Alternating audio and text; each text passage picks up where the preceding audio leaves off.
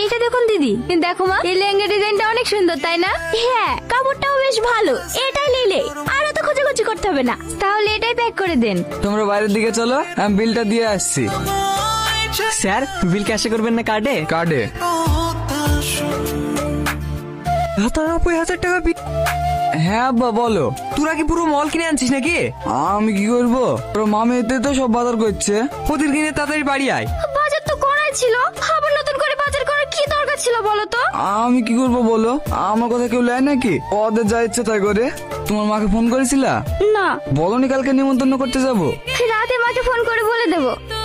মা দেখো, এই নেকলেসটা অনেক সুন্দর না? আমাকে কিনে দাও না। গয়না তো অনেকই কিনা হয়েছে, আবার নেকলেস কি করবা? তোমার বাপ মা তো মান সম্মান বলে কিছুই নাই, তাই তোমাকে খালি হাতে পাঠিয়ে দিয়েছে।